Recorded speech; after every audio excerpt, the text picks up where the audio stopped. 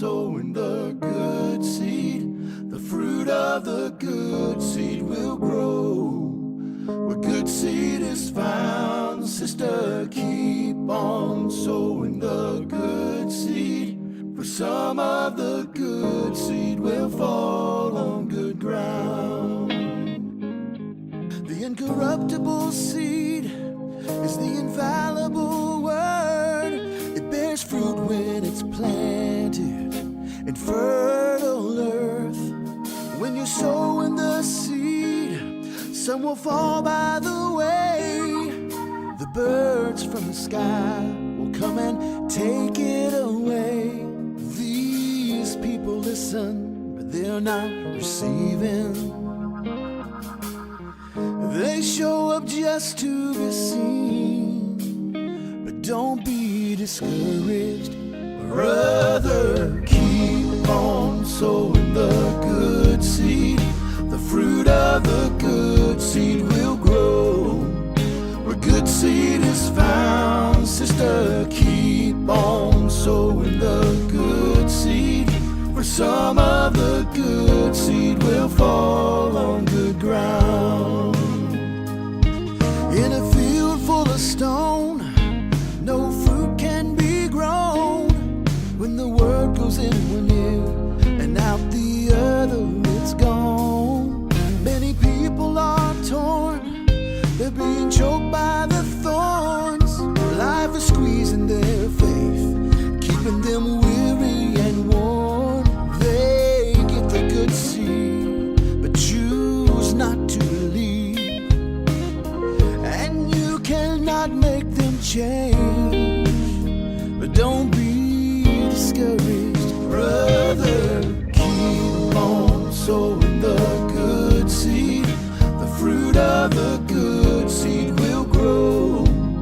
Where good seed is found, sister, keep on sowing the good seed. For some of the good seed will fall on good ground. Good ground is where the people are found, who will live by the word, who will lay their life down. But they're not left alone, because the thorns and the stones are still there, but they don't care. Brother, keep on sowing the good seed. The fruit of the good seed will grow. Where the good seed is found, sister, keep on sowing the good seed. For some of the good seed will fall on good ground. Brother, keep on sowing the good seed. The fruit of the good seed will grow. Where the good seed is found, sister, keep on sowing the good seed. For some of the good seed will fall on good ground. For some of the good seed will fall on good ground.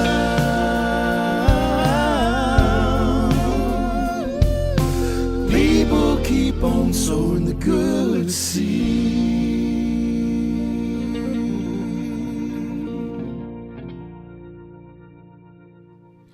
Haleluya, talofa lava, mahalole soifua, talofa atu ile nei tula ile alofa mleanga le leo le tato tapausili le tuo Abrahamo, Isaako ma Yakopo, le tuo na faile langi malaulangi le swafo Yesu Keriso, le Nasareta o te faatalofa to ile pa ia malu stato tuno ila to fa pe ona maua nei avanoa e mafuta mai ile tato sauninga o se sauninga lotu ile aso sa o se mena tu ile tu ile loto o le avea le ma o se vaenga mo ila do fu isa po atu ta po i fu la tu ta po inga tasi e wana imisia fo isa avanoe mo isa avanoe te fa longolongo ai ia ile afiongo pa ia le tua ia ma o se sao fo ile tino Keriso ia ma fa oina fo ta tu lo fo o tutusa leila volo tatou wola whaaleanganga, ia moro tatou wola ili tino.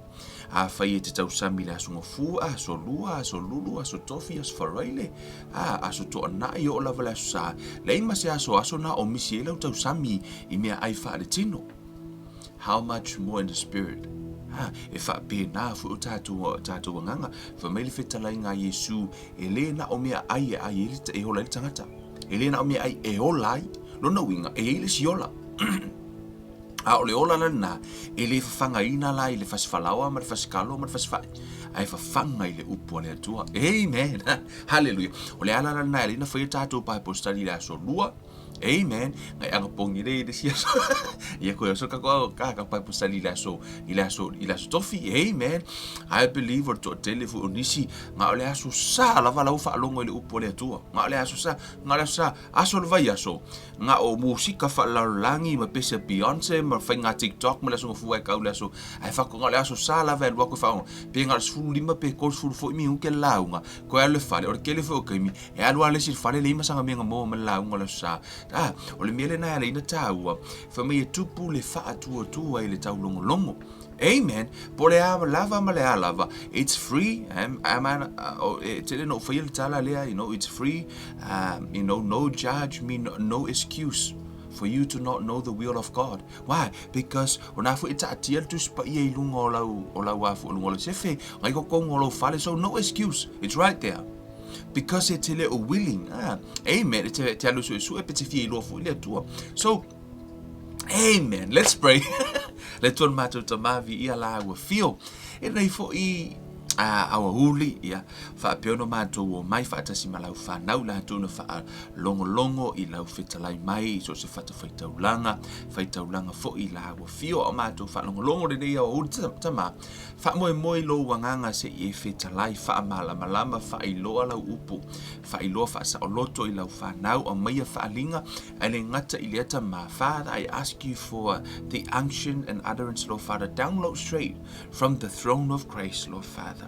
Tama ye le pure word, Father, I ho I loto lau fa nau ta tala o lato mata mesel nei mata ha upu ta tala o lato mata fa aleanganga ye mawhaino lato va ai I lau fioma va ai I o manuia ina ia fa peono lato I lo o oio le atua tausi whianga inga o oio le atua te fa atau nuu I lau upu ia fa peona e fa atau nuu I lau upu I lato wola masoifua fa manuia mai lau fio tamai le upu fola nei fetalai oi na tia le tangata a ia fa piona la ngona e lau fa nau le si fonga la o fio ono le suafo o Yesu Keriso o le mavala au tuai nei. Amen. Hallelujah. Ia fa talo fa tia te to malava a nisi o uso fa peona ono tato live tele o temi fa tato live I hardly se over ai le tato Facebook fo le to tele o to le live me le temi le ia I hardly read the comments because o tele mana o distracta o le tu langa fo le because the same time I'm trying to yield to the spirit, listen to the unction, te mana o komito uma le temi le nei o lo tangata ile tua I o langona mai le upu mai le tua ia matu ina atu fo I mo tato talo mai fo amen. Hallelujah. Exciting, eh? Ole nei asa. Ole a o tala noa I le tithes and offerings po o se fuluai mataulanga. Ai mese lava se fuluai mataulanga I ono po nei. O le sala nei. Pe ole a matai se whaavai. Pe o leo le a o whai ai se whaavai. Ina ia mawhai ona tātou o e kawa e le mawhai ona tātou ka wā umanga ma taha upu pa. I'll try my best to cover as much as I can for today. I will tell you for him. O I fo ole a tātou wha solo lo ma tātou wha ai. What is tithe and offering? O ai fo I te tithe ai. Right? O ai ke tithe ai.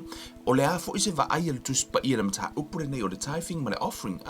Ono se tasi o mata upu. Ua fete e na ia o onga ma ua to atele nisho I la to wala tau le fia faia ye pe wala tau mai fulu la tau ta tonu ngor to telo tangata la tau tele o loa le sfurwa I martaulanga e mafua mai ona e mafua no la tau le fia faia ono mena wa o to la tau istangata yes ono wa o nga ta tonunga ai le ialu lava na ia e fai tau le tu spaia po le hase fai tau le tu spaia po le ha fo ile fina ngalo le atua e fa ta tau isfurwa I martaulanga amen e nisi e o whaalongo fo I whai mai ia. I rei kalangoa paulo ingi afo. Insi furu hae men taulanga. Interesting. Amen. Me o whenga fo e leo wha manusia suru men taulanga. Hea. E ese o manatu umanelei lea me tangata. Me o ole sifuru hae o mea le tūra fono. Amen. Excuse me. O le mata upu leo sifuru hae me taulanga. E tutusa le leia le mata upu lea mata upu le whaatua faith. Mataha upu o le power of the tongue. It's all part of the doctrine I pole o onga tuspa ia. Po o mea umalava ia na au mai e lea tu o vaenga umalava ia. E tātou, e aoni o tātou iloa. O lea lea o tau mawhai e whau se whaavai lo no winga o le whaavai o se me umi o na whau. Excuse me guys. Le whai mai ingo kulaka.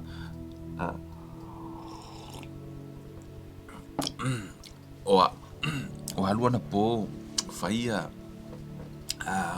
nisi foi o ngā ruenga ia tātou sa ili fo ia nisi o mata upu mo nei aso amen ai o le mata upu lea wala no au mai ia ona wa I think this is about the right time wow ai ona ma watala fea ngai ai ona oina nei mata upu e iai nisi o I lātou wa whaapiono whesoso ani mai le KLM, praise God, whaaftaili atua, but I really want you to understand I le mea ta o le tithe and offering. Aua tau na ona e whaia, pa e ta tau ona e whaia from faith. Ma ia e loa, po o ngā wheo tono tuspa ia lai au mai ei. Amen. Hallelujah. Te talo mai wa ustasio mataha upu o lo o telefo. It's one of the controversial topic tono tu spaia. He o lava terminei, o la lava fo e finau. La lava finau istangata. O mea le kula fongo, you know, le mea le ngi, o e koe fo I kuat kula fongo, mea le ngi. Thank you, love.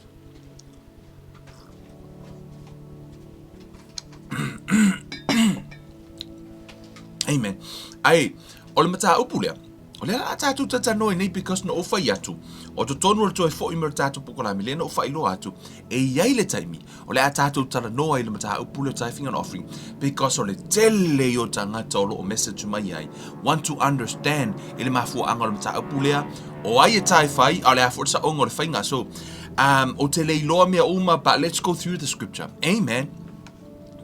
O to tonu o le tusia e peru, Hebrew, 7, but let's go back up to chapter 5. Tato o nai a mata mai ai. Ono I leo te au mai ai se ata. E umata tato to e fo I le ai I tuar whenga tuai. Ai o te mana o ia te oe, awana ingalo ia te oe. This is the New Testament. E peru. Wa ini se fai mai. E le iai kongor kusi e kongor lea. O le whenga inga fau ia se afo. I se tusas furuai. Le la tato oe read mai o e peru. O le tusi tono whenga inga fau. Amen. La tato e whai tau, ma au mai le context o le tusi. Ma tato vai. Excuse me. Pe ai se ale me walai ona wha ma mawha le tala noa. Ale tustala, I le mata upu ma tangata le la tato tala noa. Amen. Tato e whai tau. A wā o whai tau langa sili umalava, ua whiriwhiria mai I tangata. Ua tō fia I lātou mo tangata I mea ale atua. Ina ia whai taulanga I lātou I mea alofa ma taulanga ona o angasala.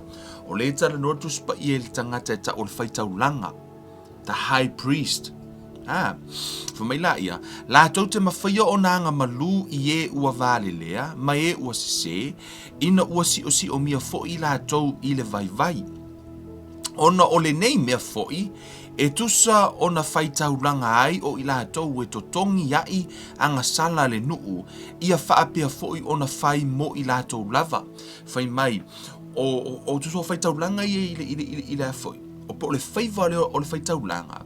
Ona o ia le whai le taulanga, e le ngata na alu e whai le taulanga mo le nuu. Mo anga sala le nuu. ai fai fo i le taulanga mo ana ia ngasala. Ona fo le fai taulanga e ngasala fo na ia wa o yo tangata ola. Le ala tau mawhai le tusi pa ia, e tau wha amatala mai le whai taulanga lea. Le ese ngol whai taulanga o le tūla whono, ma le whai taulanga lea ua iei tātou, le ala tātou whai tau waifa mai. E le whai fua fo i e se tasi le nei whaiva mamalu, tau o le ua filifilia e lea tua, e wha apei o Arona foi. Foi mai o le whaiva lea o le whai taulanga, e le wha apea whelua i Kevin ka whao sau foi mai, o ha o le whai kaulanga. E le o se whai kaulanga fo e ke alu e ke apalai ei fo i lele se e ke apalai e peke maua. Peke alu e ke a onga kusipa ia inga i mawhai onga e maua le whai valea o le whai taulanga. No, e le o tangata umai o le whai valea o le whai taulanga e na o lea tua e na te tōwhia. Le la e mai ei e wha apei o Arona foi. Amen. O tau loa Arona o ia o le whai taulanga. The high priest o le whai taulanga mua lea. Whai taulanga leo Arona. O Arona la. Arona le uso Mose mo i lato le ilo the story o Arona ma Miriama o le uso o le uso o Mose Arona o ron to fine Miriama. Amen. E la koe whaikako a onga sai. Mo i la koe le ilo po ai ia Arona. O Arona la o ia o le osi taulanga high priest. Okay? Whamele wha upelima. E wha apea foi ke riso na le wha maua lunga ina o ia e ia ina ia whai o ia ma whai taulanga sili. A o ia sa whetalai mai i a te ia, o lo ua talii oe, ua o whānaua oe i le aso nei.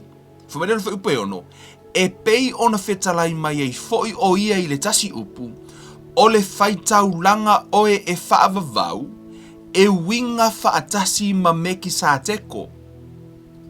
Amen.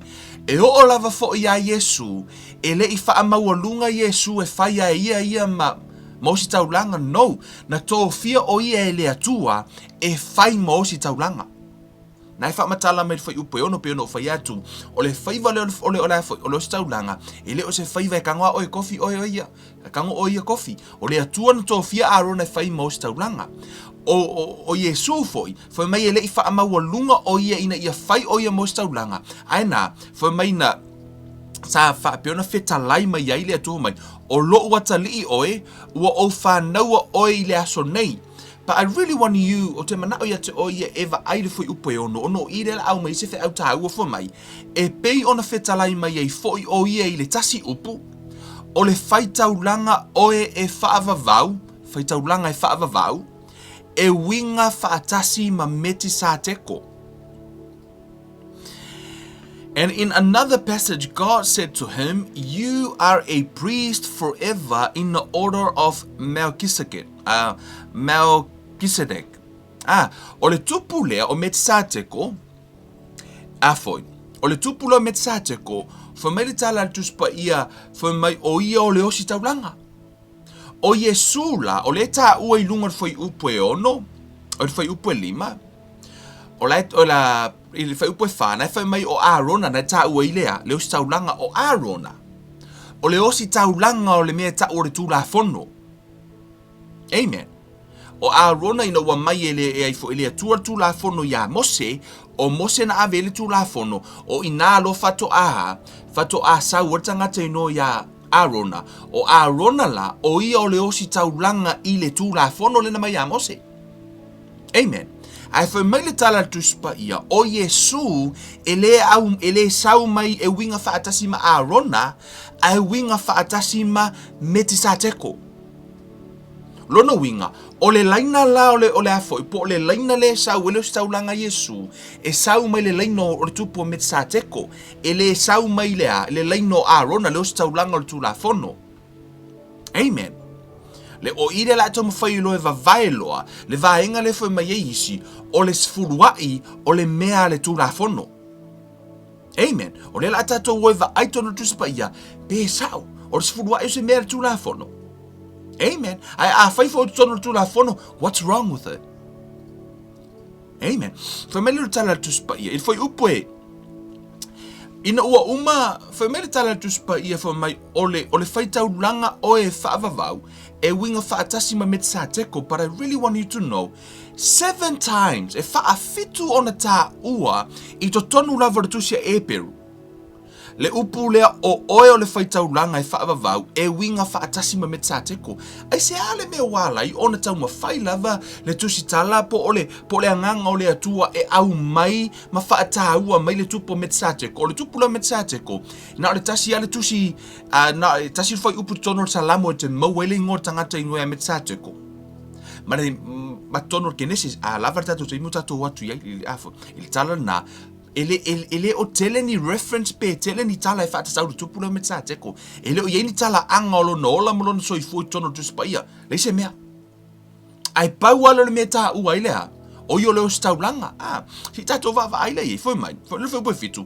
O ia le nei sa tatalo atu I ona po na tino tangata mai ai. Ma ai o yatu ma le tangi tele ma loi mata I le na mawhaia ona whaaola ia te ia nai le oti. Na whaafafonga ina foi o ia I le mea na ia fefe ai. E ui lava o ia o le halo, a o mea sati ngā ai o ia, na oa oina ai o ia ia usi tai. Whamere whai upa iwa, wa wha atoa ina foi o ia, ona avea ai lea o ia matupunga o le ola e whaavavau, ia I lato uma o e usi tatai ia te ia. Ua ta ua e le atua o le whaitau langa sili. E winga whaatasi ma Melchizedek, whaalua, leo ta ua mai. O Yesu, le ua tala noa mai le tuspa ia o ia o le whaitau langa sili. Amen. E sau mai le leina lea winga whaatasi ma Melchizedek, e le o se whaitau langa o le tūla whono. Amen. La toma fai eva vai atu vaenga ia mawhai ona halu tātou whaitau alo e mamlama. Even you, na lave te whaitau martuspa ia, na lave te vai manino arwhai le vai ina martuspa ia. E ese na taha ua arona, e ese le tua iei arona, o I olea, o le whaitau langa o le tūla whono. Sau lo Yesu, e le sau Yesu o I osea, whaitau langa o le tūla whono, a o le whaitau langa o le e winga whaatasi Melchizedek. Whai sumatasi whai mai. Ua ia I mātou upu e tele ia te ia.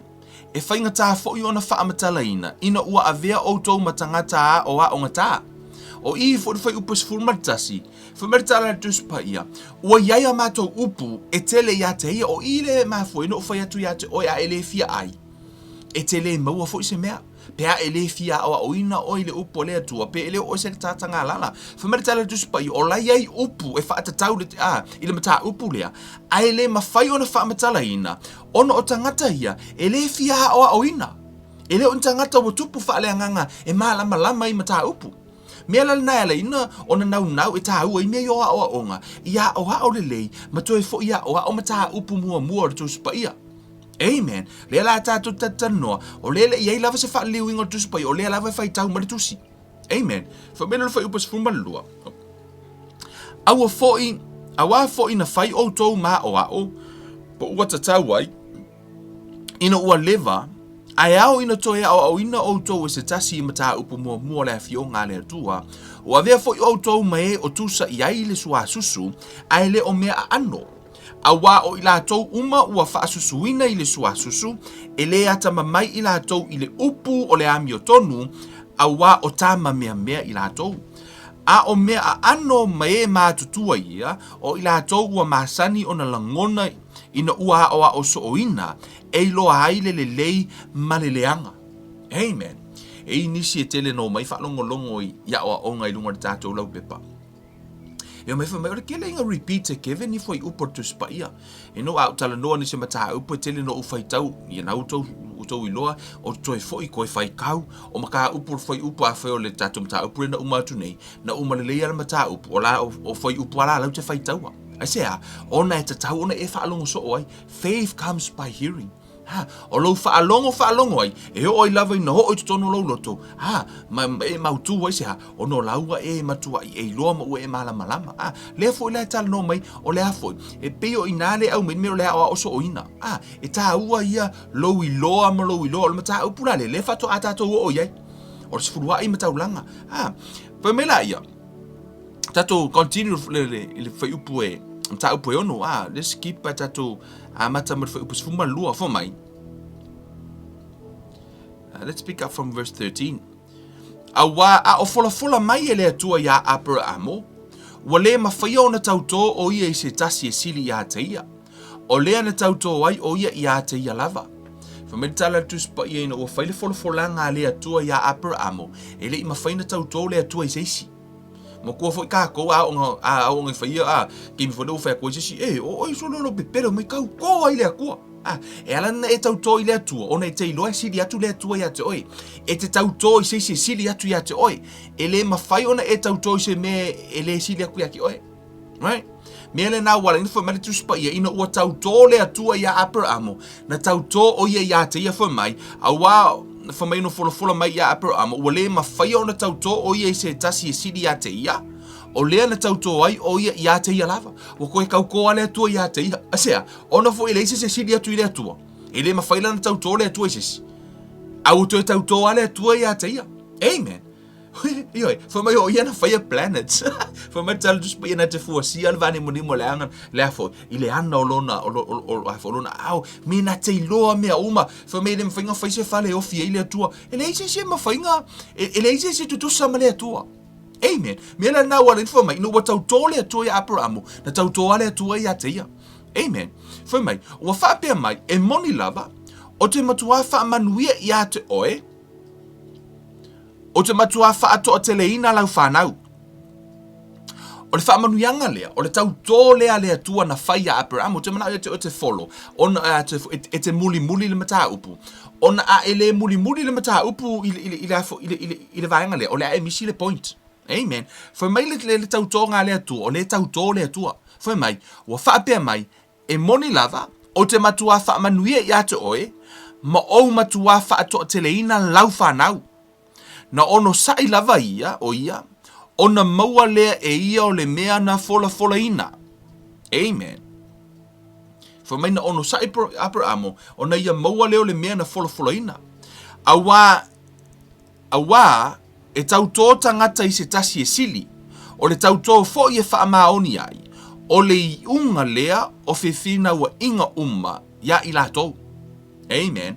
Ia o le taimi la ia sola foi mai e tauto se si le sili atu ai o longa e kauko o le kaimi lava e kauko o ka ngaka pe e pe o ingae e fa amuta I lo se finaunga po le ama le lava lo e kalango aku o le kaimi e kalango se si promise kauko ai lu mo le atua o ingalo e kaulo ka ngaka le atua o ko kere la kaimi e ngaka lo se longo la wo lo kauko ka ka sili aku o la kauko ke of la u se si ka ngaka kauko ile aku ala I lo e pepelo.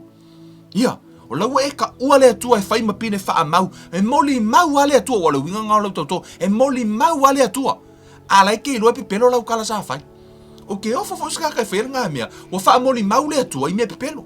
Mea le nā e le nifa mera tala tuspa ia tangata I teimu tuspa ia, o le taimi lava e tauto o tangata. Amen. Pe o lea tua, taimi lava na tauto I lea tua ia te ia lava, ma whaira na tautonga fwe mai, mon lava o te matua wha manuia ia te oi. Upu le wha manuia. I will bless you. O le upu le wha manuia. I le taimi nei, tu tono le tātou o langa la wai nei. I no a whaaksa si pasivo mai. I bless you. E pe e empty vo i lele. E pe o se upu vo i lele wa tau wha tau wa aina. Le upu le a bless. Po le upu le a manuia. I wha a wheta lai le atua ia e manuia. This is like ole upu lea blessings tu tontu spa ia. Ole matua te le lava. Ole matua te le lava ole upu lea. Ele o se upu fo le peo ka wa inga le upu lea. Amen. Ai fa mai fa tala inga le tua I fa mai awa e tau to tangata I sili tasi e sili o le tau to fo I fa mauni ai o le unga lea o fefina ua inga uma ya I latou e fa pe fo I le tua ina ua fina ngalo ai o ia e fa iloa atili ai e ie ua to fia I mea na fola ina o lana lava pule ele mawhaia ona liua na ia fa o popo I ai le tauto. Amen. Na iloa e le atua o le tauto o inae ngata I finaunga wa umalana avele fetalai ngā le atua I ai foi. ia Abramo, to e tau tō ma le atua ilona ingoa, ea, e wha mautu ai, lana wha manuianga. He will never change. Wa whai a pia, o te tau tō ilo ingoa, o te tau tō ia te au. Lea lau tau tō mai le atua. Tau tō le atua i Abramo, wha mai laia. Ina ia ia te tātou o mea e lua, e le mawhai ona liua, e le mawhai ona pepelo ai le atua, mua, o mea ia, e tau tō lo le atua, o i nā lau au tam whai le atua e afoi. Ina ia te tātou mea e lua, wha mai o le ane mea mua, e le mawhai ona pepelo ai le atua. Amen. E le mawhai ona pepelo ai le atua, tātou te mau ai le wha mawhanawhananga tele. O i tātou o e ua sola, e tango atu i le wha moenga, ua tuu i o tātou luma. Ua ia i tātou le nā wha moenga, pei se taula o le anganga, e le motusia ma ua mausali, e o fo i totonu i tala atu o le ie pui pui. O le mea ua fio atu ai Yesu, o le ua mua atu mo i tātou, ua fai o ia ma fai taulanga sili e whaavavau, e winga whaatasi ma Melchizedek, that's third time. Le uta ua le mta upu lea. A oi, e le ngata ea, e whaamautu ina i e le pepelo le atua, ai ua fai fo i mataula, o le tātou whaatua tuanga i lana upu. O le ono o la ufetala i le atua, o ina lo lea, ono e afo, ua fai le nā ma mea taula i eilo wanganga, nai tā ua tuspa ia, the anchor of our soul. E tu maula i lea, i le folafolanga. Po le mea le ua folafola, po le mea le tau tonga le atua. Na whaamanuia la le atua ia Abramo. Amen. Hallelujah. Tato o nunu mta upo fitu, amen. Peno whai atu le tatu te o au mai mua le tala lea. O le atau vali atu le atu le tupu leo Melchizedek ma Yesu. Malona so tanga ia Abramo. Ai se afu ile mea e ala i ona taha ua tupu nei tonu i wha mela ia. Awa o le nei o Melchizedek, o le tupu o Salema, o le whai taulanga a le atua sili ese, o le na wheta iai ma Abramo, ina o fai mai o ia mai, ina ua foi mai o ia, mai le fasinga o tupu, mana whaamanuia atu i a teia. Amen. O le tupu o iro la le ua amata ilona whaamataltala mai le tupu leo Melchizedek. Fumero le tupu leo Melchizedek, o le tupu o Salema, o le winga o le ingoa Melchizedek, o le afo iami o tonu. O le ami o tonu. Le winga na o le ingoa tamalo leo Melchizedek, fo mai laia. O le tupu Salema, o aila na whaia le tupu leo Melchizedek, ma whai ma mostaulanga sili. Le na tātou whai tau tuspa ia, fo mai, e le eise ma whaina e tangwa o ia whai o ia avea matupu. Avea mostaulanga, na o le atua. O le tupu la leo Melchizedek, e le iai sona tala anga i tutonu le tuspa ia. Ai o le whai mai o ia o lea, o le osi taulanga sili po le whai taulanga le atua, sili ese. O ila, o le tupu le na, whai mai o ia le sauai lea. Whai mai o le leina o le tangata lea o le tupu le Melchizedek, le sauai Yesu, e winga whaatasi mai Yesu, ai le Arona, le osi taulanga o le tulafono. E le o koe ka ua iai fu Arona tonu i, na o Melchizedek ale sau tonu i. Au fo ini ngalo ia te oe, we are reading from the New Testament. Right? Whai mai, sa fua ia tu fo i Abramo ia te ia mea se fulua i o mea uma, o le winga mua o lona ingoa, o le tupu o le ami o tonu, i le ma le tupu o Salema, o le tupu o le file e mulea. O le winga na le ingoa o le tamalo leo Melchizedek, ai, o le ta ua mai tonu i le tamalo leo Melchizedek, ta umai ai, o le nalu Abramo ave iai lea, se fulua i o mea, tithe. The 10th. O le la nalu le tia e foi, ave i o le tupu o Melchizedek. Whai mai la ia, e le ai sona tama, e le ai sona tina, la tala no le tupu leo Melchizedek, whai mai, e le ai sona tama, e le ai sona tina, e le ai ni ona tupunga, e le ai se amatanga i ona aso, po o se ngata anga i lona soifua, a ua whaapei o le alo o le atua, ua tu mau o ia o le whai taulanga e whaavavau. Amen. O le tupu leo Melchizedek, umatato wola i tua tala, talo i le atua, ia vave, ia ho o maritaimi, I know e, tato te o e anei, whai mai, ia tatau, Whamai o le tupu lea, o le ami o tonu, e le ai sona tina, le ai sona tama, le ai sona tupu anga, e le ai foi sona amatanga, e le ai foi sona ngata anga, o le tupu lea, i tutono tuspa ia, e le ai se me, e ke e woso mai kon kuspa ia, le ropo fesa wai. Amen. E ke wha ua ngā loa kula ingoa, le ropo anga menga whai. Whamai la, o inala, me wha apeo le alo le atua, ua tu mau o ia, o le whai taurulanga, e wha avavau, o le whai taurulanga le ei tātou, o le whai taurulanga o Yesu, o le whai taurulanga le wha avau, le whai taurulanga le imuamua, o le whai taurulanga o le tangata e alu ea, e ave le taurulanga, amen, e alu e ave le taurulanga, i lumo le atua, ma wha amanuia mai, e lua mea le whai taurulanga e whai, o le tangata e alu e whai e alu e ave le taurulanga, ma le wha amanuianga e au mai, whamai la ia, le la tatu o tue whamai. O le nei, i nā mana tuna tuia i le sili o le nāli i, sa fo ina atu i a te ia e lea tupunga o Abrahamo o mea se furua i mea na whaoa. O i lātou fo i o le whanaunga a le vi, o e ua whaile whaivo le osi taulanga, ua poloa ina i lātou i le tū la fono i a whai ma lātou mea se furua i mea a le nuu. O lātou uso lava ia, a o i lātou fo'i na tutupu mai le tino Abrahamo. Le ua ave le polo ingo i lātou umalava na whana nau mai a Abrahamo, i o lātou whaia lea, le osi le se furuai. Ai se ale mea wala i ona ave o sale vi o tangata ia na vavai i le tū la fono. Le la tatou lola i Abrahamo. Ina ua vavai le tū la fono, fai mai le fai upo e lima, o i la tau fo i o le whanaunga sa le vi, le au sa le vi, tangata ia le ngā lue le wharefta whaifa mai, o e ua fai le whaiva le osi taulanga, o le tangata la i sa le vi, o le fai le whaiva le na fai le tamalo leo a rona le osi taulanga, a le tū la fono. Amen. Fai mai la ia, ua poloa ina i la tau i le tū la fono, ia fai ma la tau mea se furua i mea le nuu, o la tau umalava ia, a o i la tau foi o tutupu mai le tino Abrahamo, o iloa, le na fato a ta ua e tonpo, le ta o tuspa ia, na mafua ina poloa i ma fai le tū la fono le au sa le vi, e au mai le se furua i o mea, o tau or whanau a Abrahamo. Ai o le se furua i, e le o se mea le tū la fono, e sau ia, e whai le tū la fono, pe na whai le se furua i a Abrahamo, e le i whaia se nepi o tangata ino ia Mose, le na ave i e le atua tū la fono. This is like mamao i tua tū la fo, le teimi o Mose, o le teimi o Abrahamo, a o le whako a o me le teimi na mai le tū la fono.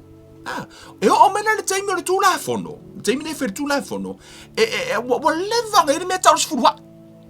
O lea la ua o me le teimi lau sa le vi, leo ta ua tuspa ia, wa ave i lore lātou tū la foi, le lātou a foi, lātou whi au, e whai mai se furua e se ha, ono lai loa tangata i le tangata tū la fono sa le vi, o le mea le na manu i Abrahamo. O i loa la, le whai mai le toa tele, o le mea le tū la fono pa no, a le utatu whai tautu i, le whato a ave le polo ai, a tangata sa le vi, e ave i o e au mai ono wa, ono la toa whanau Abrahamo. Amen. Whai mai la ia, a o ia, e le mai ia i la tau lona tupunga, na ia maua mea se fulua i mea mai a Abrahamo, mana wha manuia atu,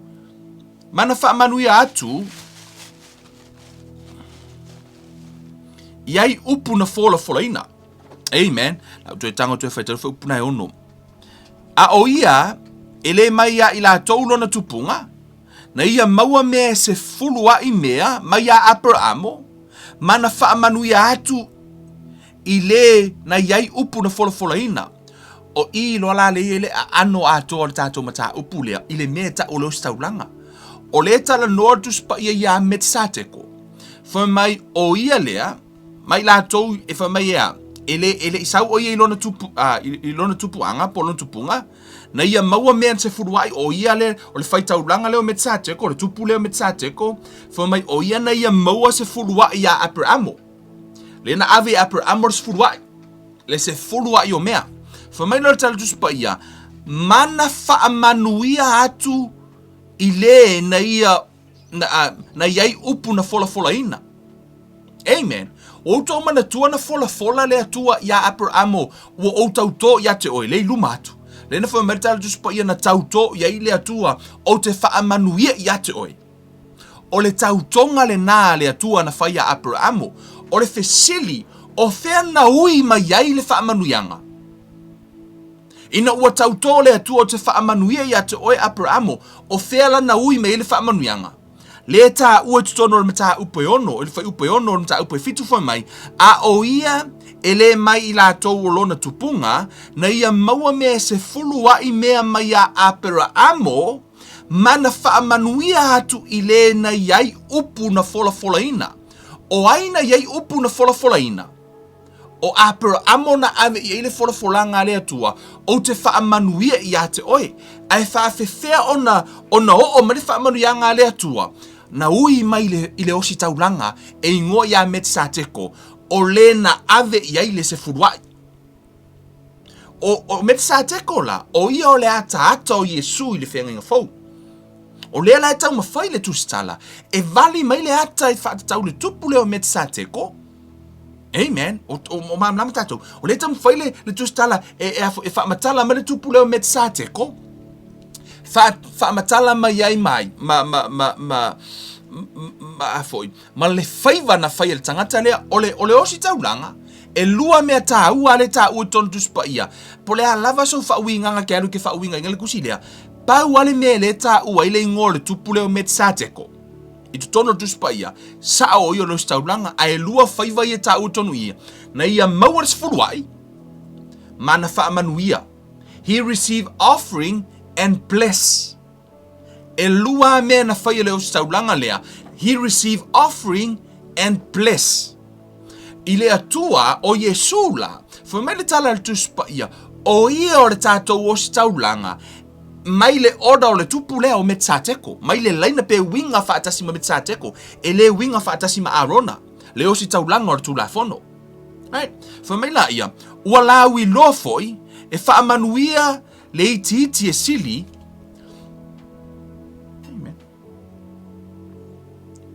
e whaamanuia le iti e sili,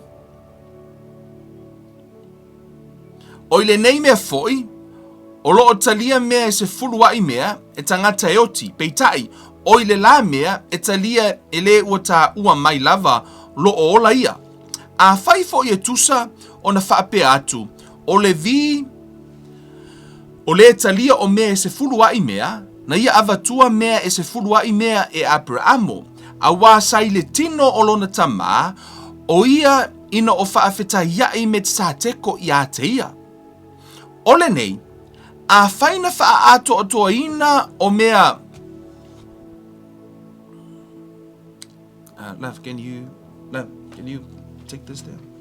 Sorry guys, I just moved something, my cup of tea from my kiua masa.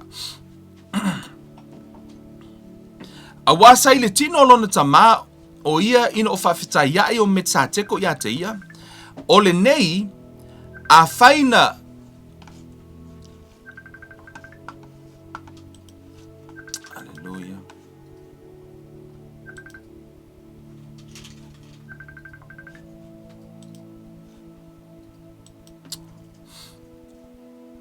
A whaina wha ato o tua ino mea i le whaiva o le whaitaulanga wha levi, a wana maua le nuu le tūla whono wha atasi malea.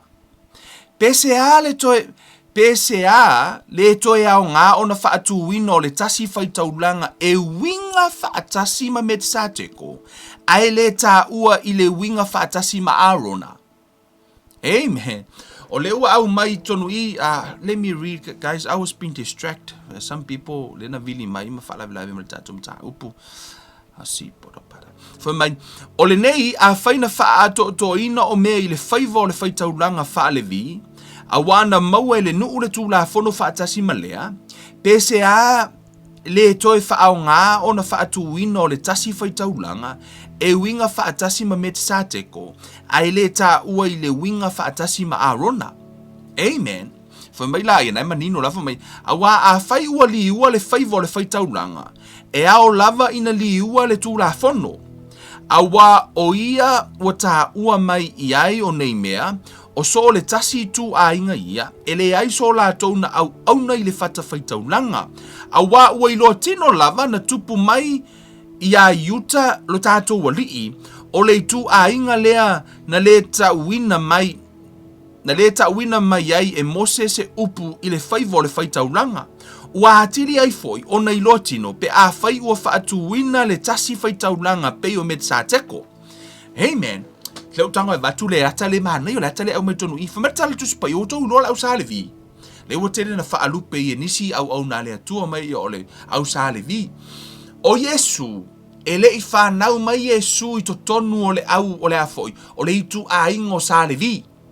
O salevi o ila tona o le au ostaulanga. Ele I whanau mai la Yesu I to tonu o le au ostaulanga. Ale tu la fono. Na whanau mai Yesu I to tono o le au yuta po le itu a ingo yuta. O le itu a ingo yuta, ele o ta ua e mose o inaesea, ele o se itu a inga yesi o staulanga. Right?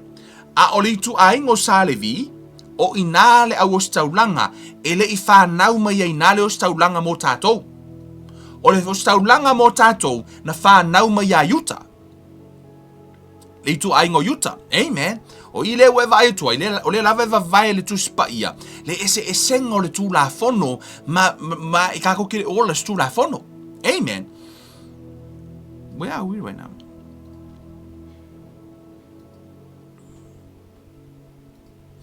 For mai wa tine I foi ona I lo tino pe a fai o fa tuina le tasi fai taulanga pe o Melchizedek.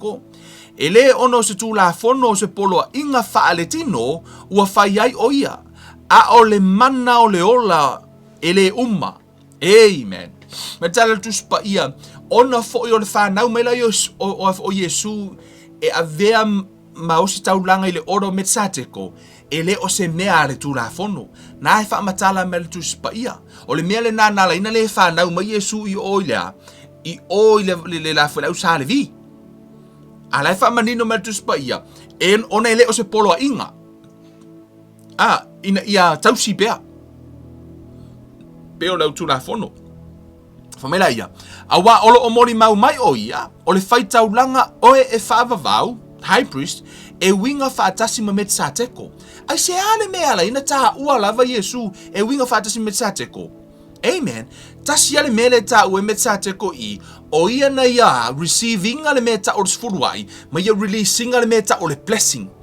Le blessings lenga fa merta ale atua len ta upu fo mai ono o tauto na tauto ile atua ia Abraham. O ina ui mai ile fa manianga po o ina release ile blessings ina ia mafai ona va ia Abraham. O le tupu le Melchizedek. Amen. O le ala fa merta la ia tuspa ia o Yesu la. O le osi taulanga le a o e ma ile taimile nei. E sau mai le laina na Melchizedek. A fa ia winga fa tasi ma Melchizedek. Amen.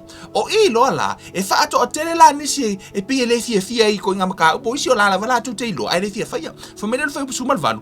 A wā fo I watatala ina le polo inga na mua, ono lona vai, malona le au ngā. A wana le wha ato o toa ina se mea tasi le tū la fono, a o le wha o popo le wha moenga e sili ona le lei, na wha ato o toa ina ai.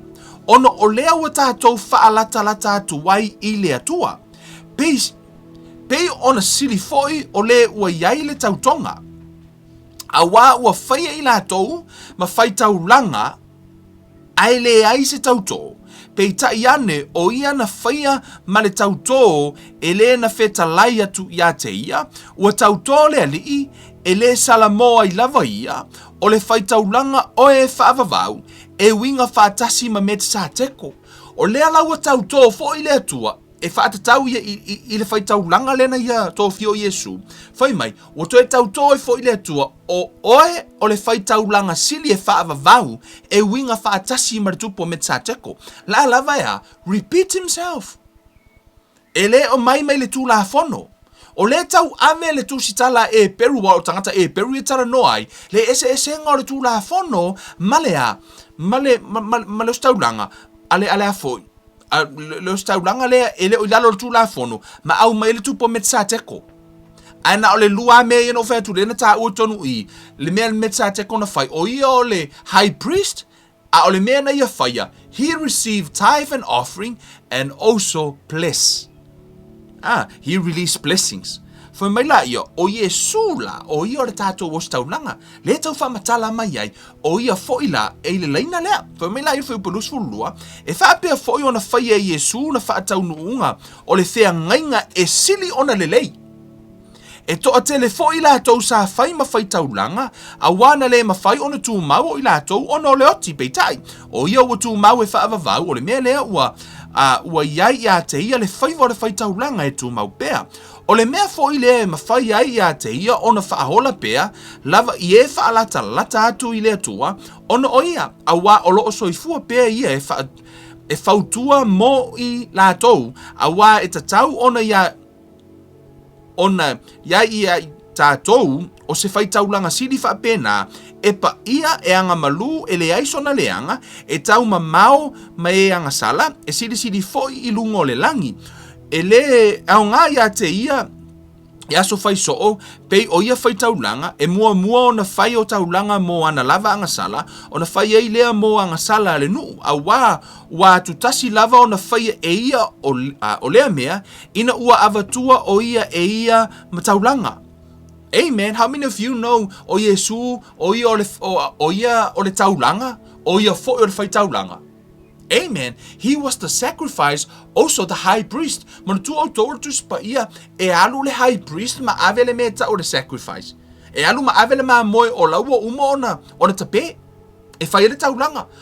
O Yesu la, o ia o le ma moe, o ia foi o le fai taulanga. O tātou fai tau atu le tusi, il tu spa ia famatana le tu spa ia o Yesu, fa mai na ia offer himself. Na ave o ia e fai o le au taulanga. Ina wa uma o na maliu, ma ua toi tu mai, le na ruatu maria tautanga o tua matale su, me o te pai mai. Me langa leu te li alu tama, he went to present the sacrifice.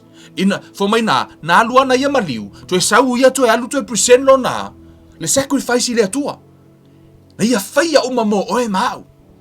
Amen. Fai a uma, one man band. Fai to otasi lava Yesu, sau ia maliu, toi sau ia toi avelo le toto sea, le se qualify le lalolangi e na te avelea, le meta o le sacrifice. Na fai to otasi ala Yesu le sacrifice, o ia o le mamoe, toi o ia foi o le high priest. Amen. Hallelujah. Hallelujah. Fa me la ior fai upuna, la ta no tus pa ia le fai upuna, fa me la fai upu e lua bad. A wa tu la fono, e fa atu ina mai tangata o iai le vai, e fai ma fai taulanga, sili, a ole upu o le tauto, na muli le tu la fono, ua fa atu ina ai le alo, ua fa ato ina ai, e fa avavau.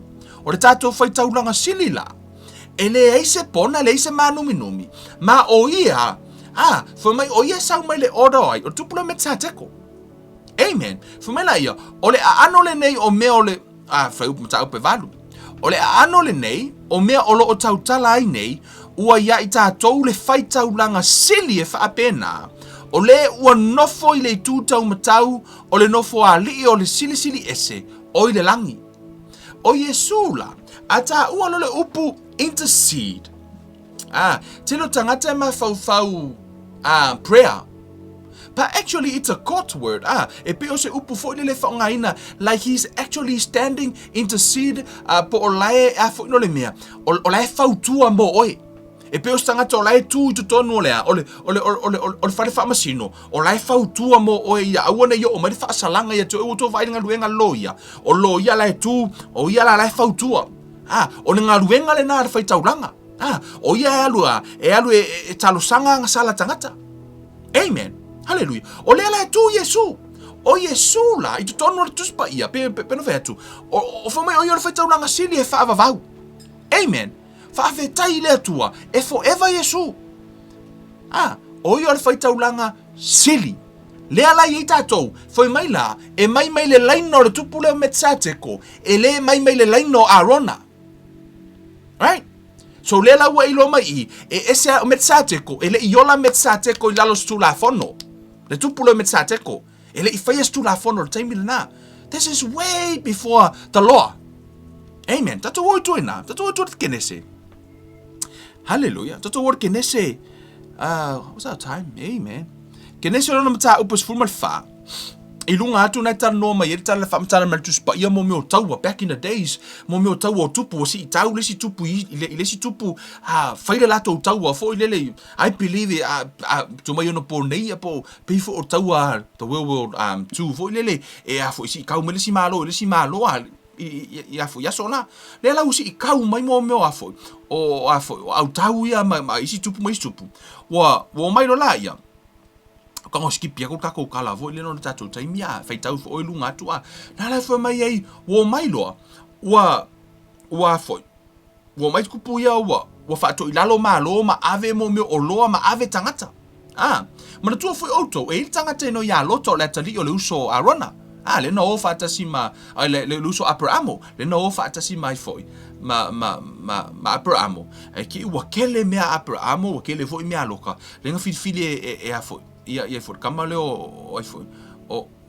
lota o ese la ua o la umlo ko lua fa ngila ua o le la no ese lo la o le la wo no fo yo isa fo so toma makomoro o le lo la wala tu fa singa o afo o tawa tupuia o le la wo o ko fasi fo so koma makomoro o i lo la o le la wa fa o fo ila ma me ai fo a so toma o ya fo vai ngale o fo lo fao mai me so toma makomoro le wa fao uma mai fo ile ma fa atasi matangata wa ave o tawa ma me o loa uma o la tu lava la mo me fale ma me a wo lenka kaka o Abraham la le wa o tala ile ko fa pu o ku kala fo mai la o le wa lu ka wa o le kala Abraham fo mai la ia sa ia fo ile vano se tima o lua o pulu e Mary e tele lava na so sola fo ile tupo soto ma le tupo komoro ma pa ile mea a oena totoe wo so sola ina to ile maunga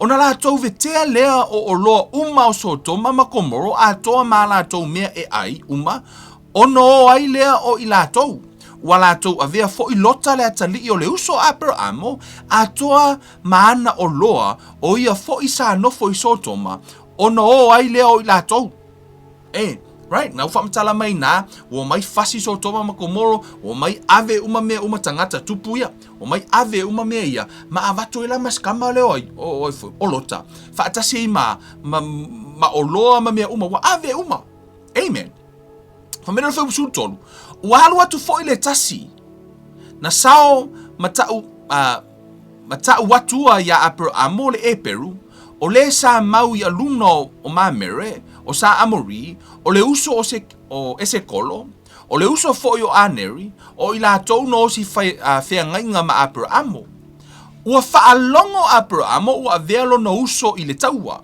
ona saunia lea e ia ona tangata ua oina he na fana nau ilona ainga e to tolu se lau ma le to se fulu ma le to valu ma ua tuli loa ya te ilato e o itanu wako vai de la kiki o ngumela o le nga ringa ka umena ngumela o le ami a koa lengo mai ave mengi ai ka umela au ka Abraham ko ofia fa mai no saunia fa mai e to tolu se lau ma le to se fulu ma le to valu kol se lau se fulu valu ka ngaka ia le au ka Abraham le o e ka umela ma le afe ma afe le ni le no mai ave tangata right fa mai lo fe bus lima wa ia to fia foi o au aona tangata ile po e tau ma ilato ua fafasi fo ia te ilato matuli muli au ia te ilato ua i hopa ile tu tauanga vale leo o tamaseko ua toe maua fo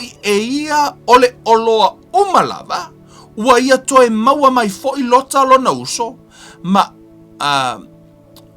aua oloa o fafine fo i atoa marinu alu watu Abraham o malana tolu se laus furvalu lana au tau aku fasi au kauia amen it's a miracle toe fa foi uma mai lava foi mai na au mai lota o me e o pe ase ia foi I mo me o pe ase e vai o me le ima se me ngaku ua nga koe fa foi uma mai a me uma o tau I lole me tau furwai o tau lord foi mai tala tu spa ia le tala le tua for mai I will rebuke that devour for your sake for mai o te pui mai ilea ile sauenga oi a te oi amen Abraham, he's a tither.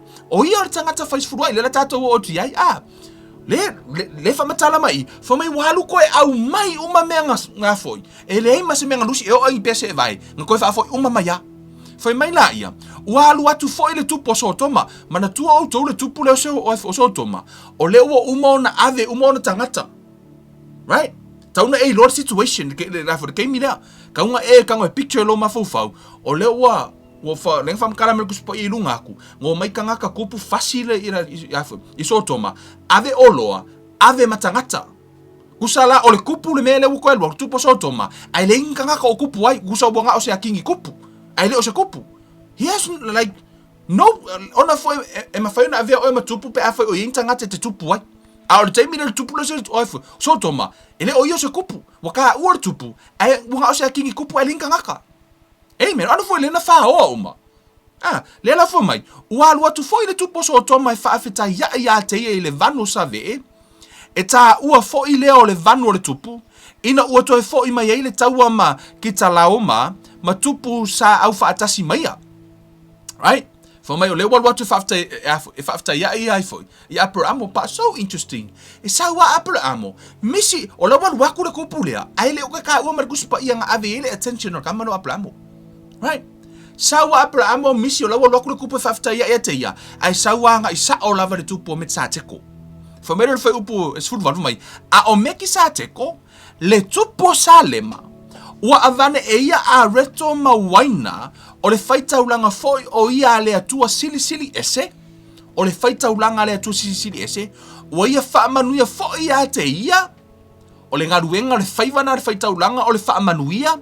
Wa fape atu ia manuia Abraham i le atua sili ese e ona le langi ma le langi ia faafeta ia i fo i le atua ia faafeta ia fo i le atua sili ese o le na tu ina mai o fili i o ulima wa fo ina atu fo i Abraham ia te ia me se fuduai o mea uma.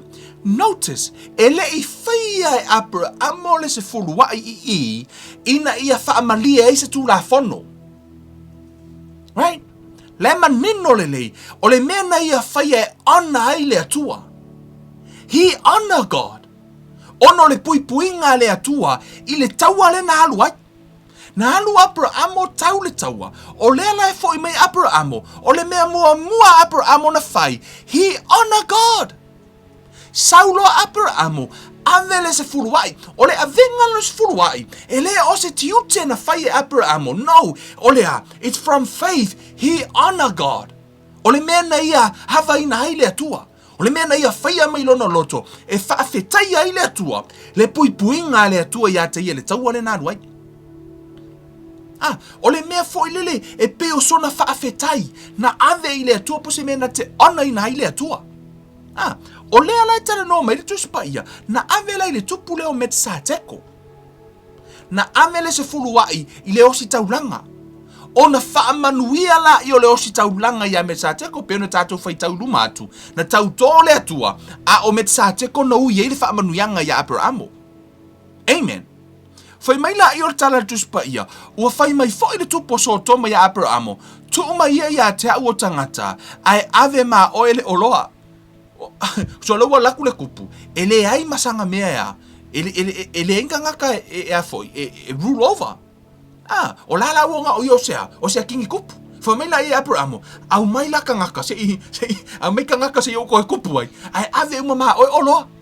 But I really love what Abraham says here for mai o fai mai fo ile tupo yo fa lu for mai o tali atu Abraham le tupo sotoma o si ilo ulima ya Yehova le atua sili ese e ona le langi ma le lalolangi.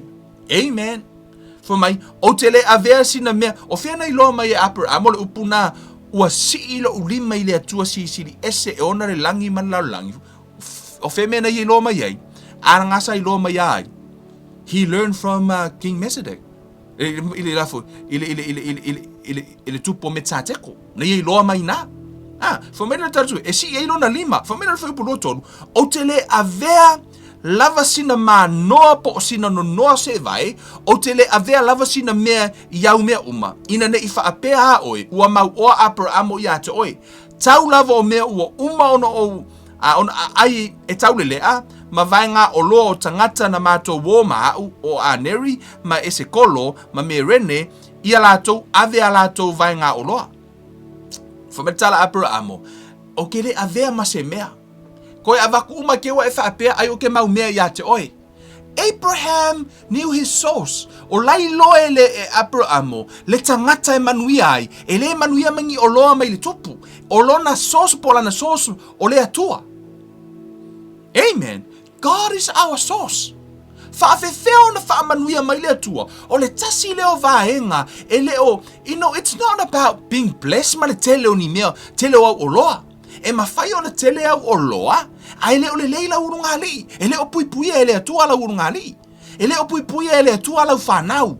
E leo pui pui e le atua la pisinisi. E mawhai o na e maua se furu wafe I tutono le aso e tasi. Ai pei lava e sau e pei lava ea. E ngoko aku I o ile afoi. Ai sea, e leo pui pui e le atua. Amen. E toa tele la nisi wala toa o ina se furu ai. Mawhai mai e leo se mea tu la fono. Pa le mi tau. E ala no tala noa fo ina mataha upu lea. Because o hau.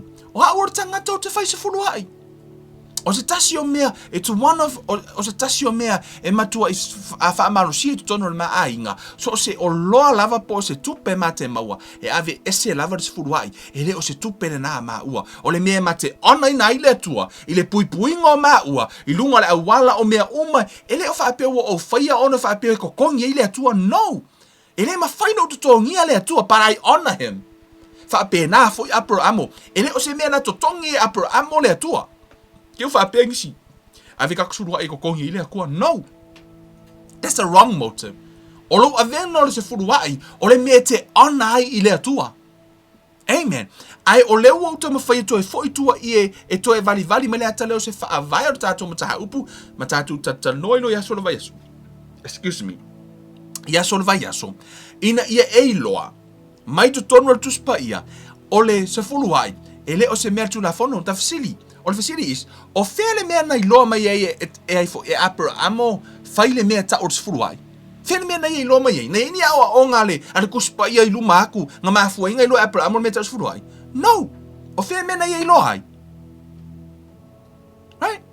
It's the same place. O le nofoanga lava nai loa e Abrahamo, le mea ta o te furu ai. It's the same place where he learned faith.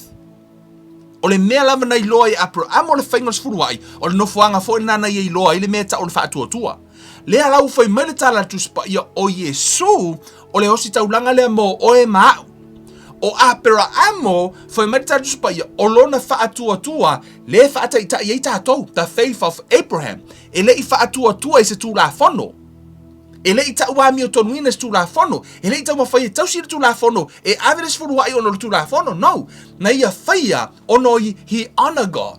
A whaila o oe mahau o le tangata o le muri a Abrahamo o Yesu o le tātou o staulanga o le ala le mea o sui ai. Ai se a o le whaatua whamai o le whaatua Abrahamo. Ai a o le taulanga Abrahamo o tātou e se a le sifuru ai. Mai ia, ele koe mga o le atua ntupe. Yes. Ai awari o tātou ave se I fuaris furuai. O le mea le nā, o le mea le atua.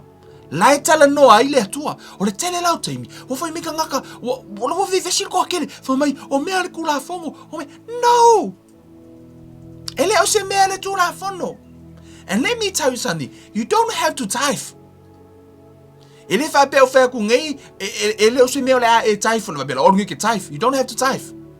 Yes, I ele tithe. E te misia fo I fa manuanga le tua.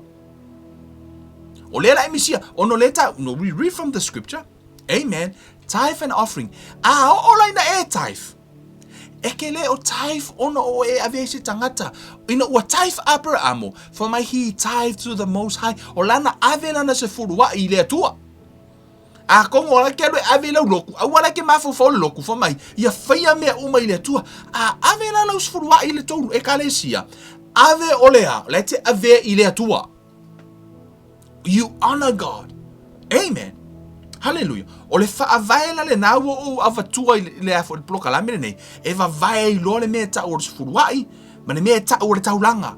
a o le la foi le meta o tu la fono ma le ola fa tua o le wa fa manino mai ai o tatou le mai le order of Jesus o tatou fai taulanga o Yesu e tu sala Yesu me metsa teko ai tu sa tatou o tatou o lea o Abraham na avea machado o tatou i le whenga inga fau po le atata Abraham a o tatou o le whenga inga fau o le atata metsa teko le tuanai a o lea i le whenga tuai a o Yesu i le whenga inga fau a au mai la hata na elua e tu sala me Abraham na fai a metsa teko ma le mea Kevin e fai a Yesu o le hale me Abraham na fai o Abraham na ngalue e pena tau Abraham ave na sfurua ia metsa teko.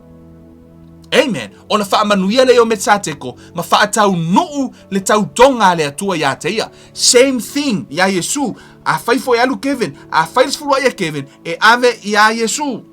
E ave i le atua.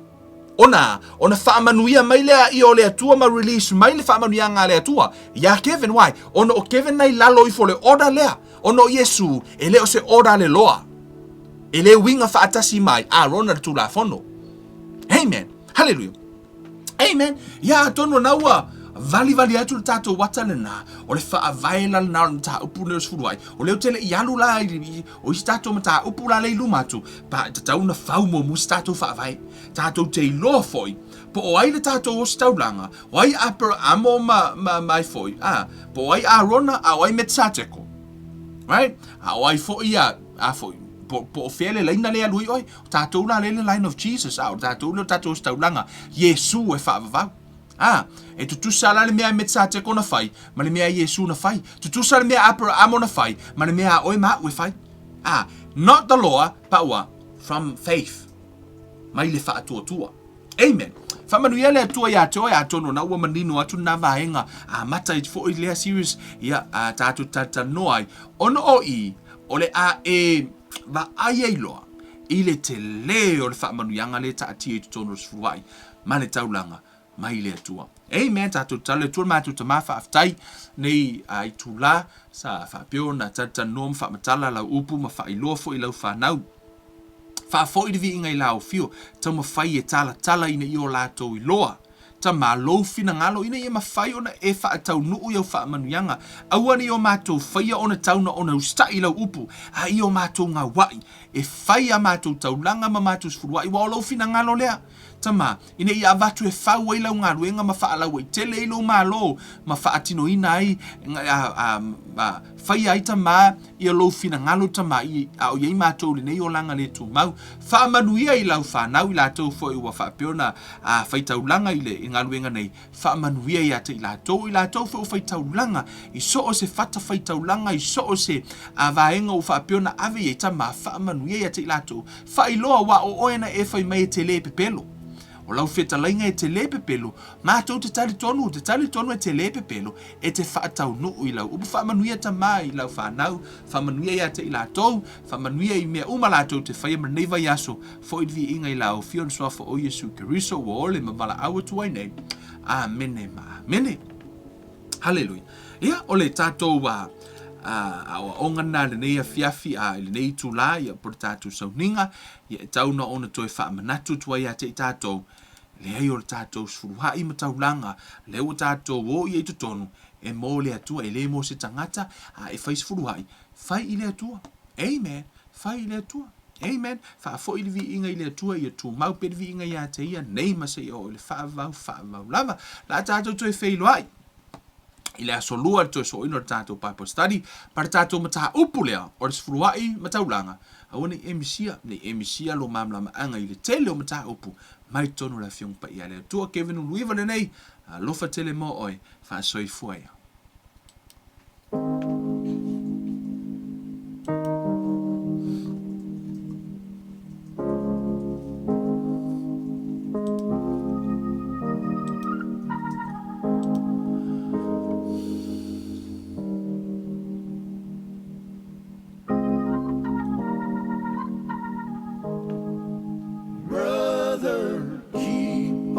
sowing the good seed, the fruit of the good seed will grow. Where good seed is found, sister, keep on sowing the good seed. For some of the good seed will fall on good ground. The incorruptible seed is the infallible word. It bears fruit when it's planted in fertile earth. When you sow in the seed, some will fall by the way. The birds from the sky will come and take it away. These people listen, but they're not receiving. They show up just to be seen, but don't be discouraged, brother. Keep on sowing the good seed.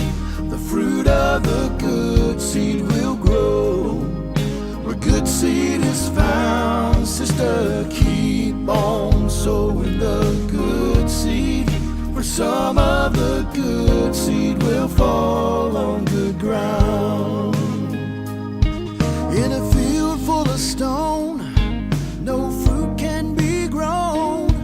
When the word goes in one ear and out the other, it's gone. Many people are torn, they're being choked by the thorns. Life is squeezing their faith, keeping them weary and worn. They get the good seed, but choose not to believe.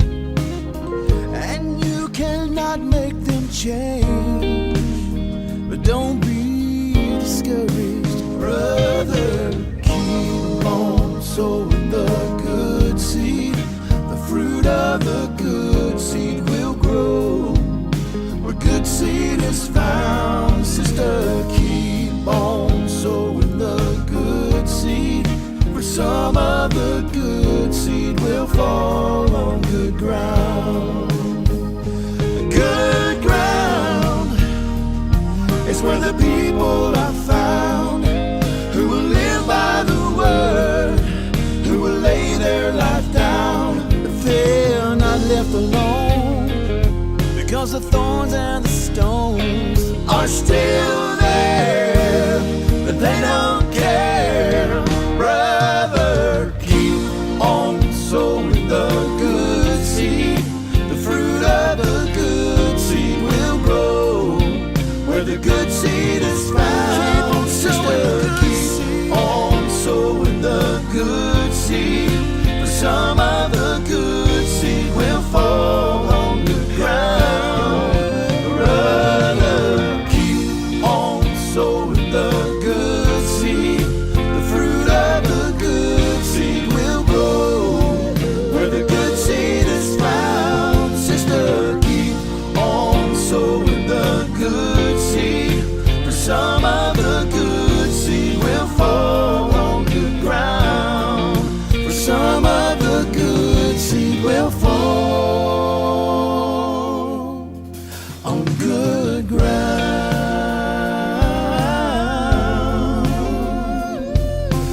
People keep on sowing the good seed.